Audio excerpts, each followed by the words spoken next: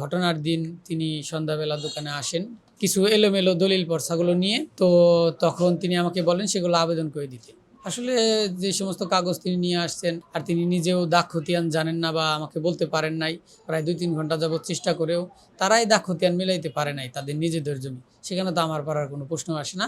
তো আমি তাদের ওই দাগ খতিয়ান দেখে আসলে আমি তাদের আবেদন করে দিতে পারিনি, অপারগতা প্রকাশ করেছি।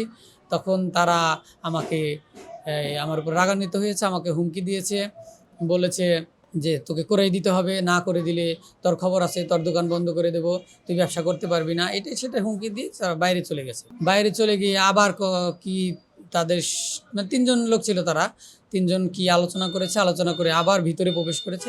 ভিতরে প্রবেশ করে এখান থেকে চেয়ার ছিল আমার পাশের চেয়ারটা সরিয়ে আমাকে মানে খারাপ একটা কথা বলে, তারপরে তুই আমার কি বললি বলে আমার এখানে ধরে, তারপরে এখানে থাপ্পড় দেওয়ার চেষ্টা করে। আমি হাত দিয়ে সরিয়ে নেই, আমি হাতে ব্যথা পাই, এখনো অনেক ফোলা আছে, আপনি দেখতে পাচ্ছেন।